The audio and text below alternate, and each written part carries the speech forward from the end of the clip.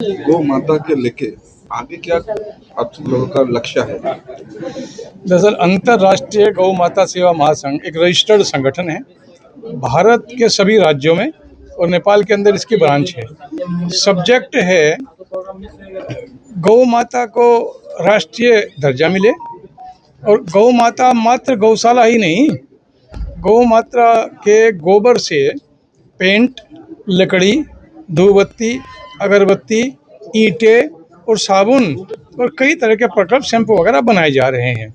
यहाँ पे भी एक कामधेनु गौशाला है खड़दा विधानसभा के अंदर। मैं कल वहाँ पे गया था, मैं उत्पाद देख करके आया हूँ। ऐसे ही राजस्थान के अंदर पथमेड़ा में है।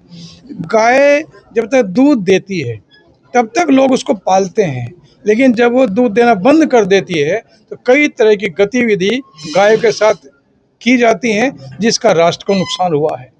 ये भी इस तरह के, मैं साफ ही बता दें, कुछ कहते हैं गाय को काट के खाया जाता है, उस तरह से बचना चाहिए। इसलिए गाय रोजगार है, रोजगार के रूप में हम लोग इनको बताएं, अवेयरनेस करें। देश की जो बच्चे हैं उनको वहाँ जाकर के काम मिलना चाहिए, महिलाओं को काम मिलना चाहिए ताकि पैसा कमा सके। इसलिए हमारा एक प्रकल्प है, ये संगठन है।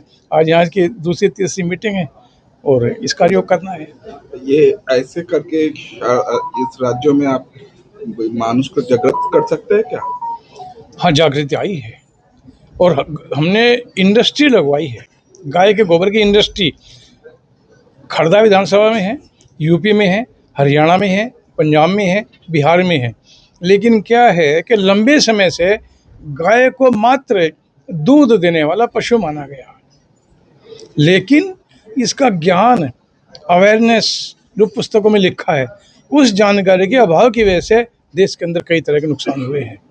हम लोग इसी तरह का कार्य कर रहे हैं कि गाय रोजगार है, लेकिन ये नॉन पॉलिटिकल ऑर्गेनाइजेशन है। इसके अंदर हिंदू, मुस्लिम, सिख, ईसाई सभी लोग हैं, सभी लोग गाय का पालन कर रहे हैं। किसी राजनीतिक दल से इसका कोई रिश्ता, कोई ताल्लुक है नहीं, आगे होगा भी नहीं।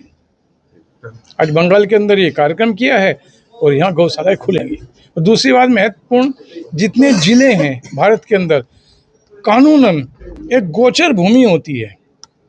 गोचर भूमि, गोचर भूमि का ज्ञान होना चाहिए। गोचर भूमि सभी जो डिस्ट्रिक्ट मजिस्ट्रेट हैं, डीएम हैं या आईएएस अफसर होते हैं, उनको गोचर भूमि मुक्त करनी चाहिए। गोचर भूमि इसलिए थी कि वहाँ गौशालाएं खोली जाए, गाय के गोबर का और गाय का संरक्षण संवर्धन हो, और गोमूत्र जो व्यक्ति रोज लेता है सुबह 5 ml, काफ़ी प्रकार के वायरस उसके शरीर में प्रवेश नहीं करेंगे, ऐसा पुस्तकों में कुछ पूर्वजों ने बताया है। जी।